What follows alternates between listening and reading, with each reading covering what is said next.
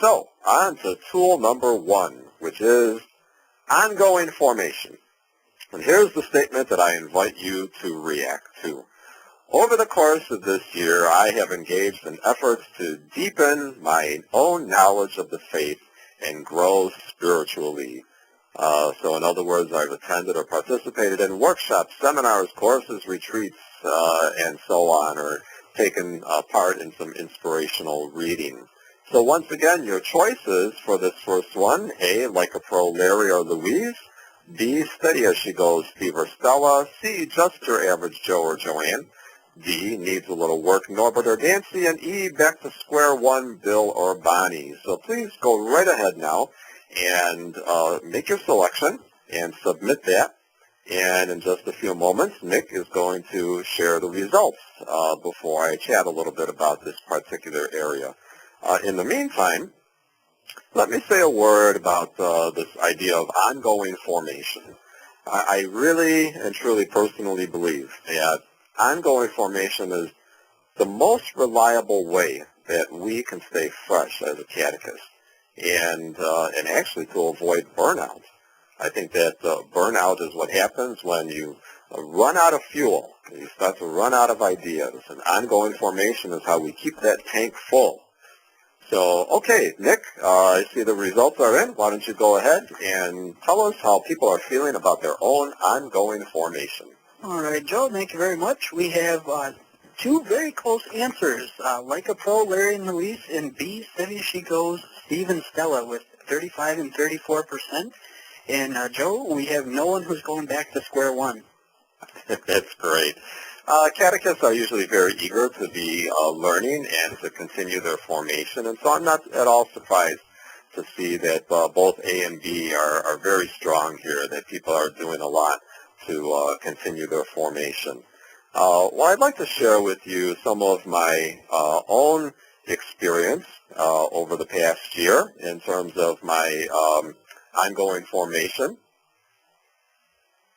And basically what I would say is that I give myself a C for being kind of just your average Joe and Joanne, meaning that I'm in the middle on this one. I feel like I did okay in this area during the past year, but I'd really like to do more.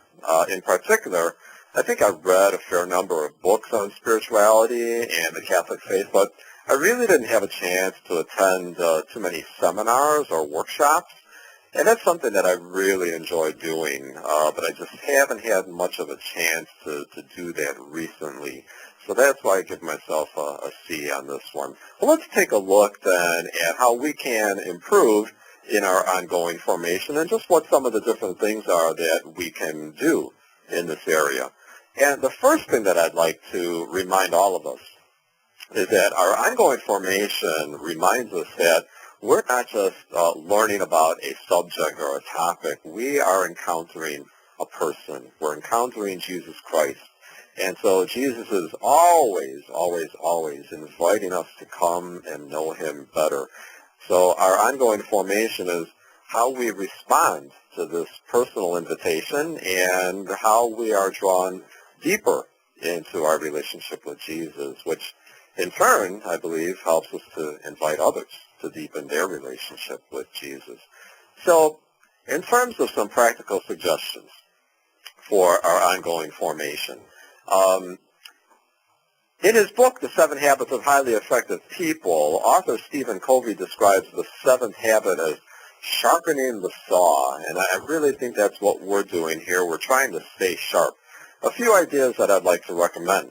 One is daily prayer, and one of the ways that I would recommend that you try is the 3-minute retreat from the Loyola Press website that you see on your screen there. Many people are finding it as a wonderful way for them to make daily prayer part of their regular regimen.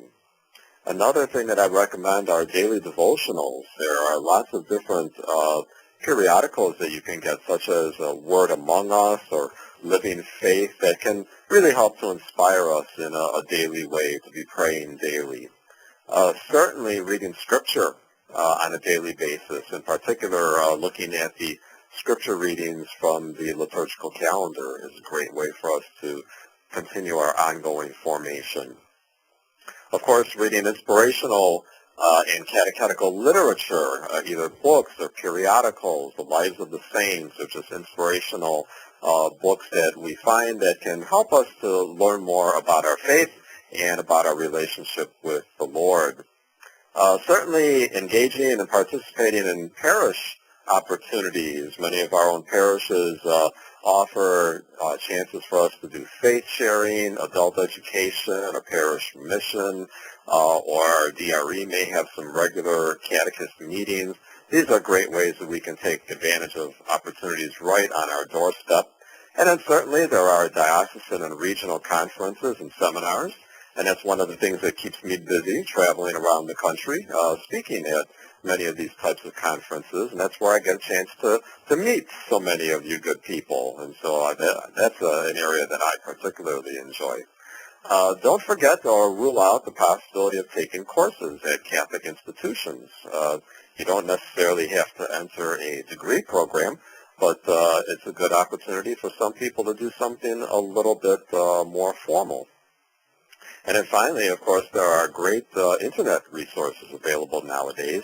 But sometimes we might have a little bit of trouble trying to sort out the good ones from those that are not necessarily the most reliable. And that's where your DRE can help you, or your diocesan office in particular. Contact your diocesan office to ask them for good internet resources.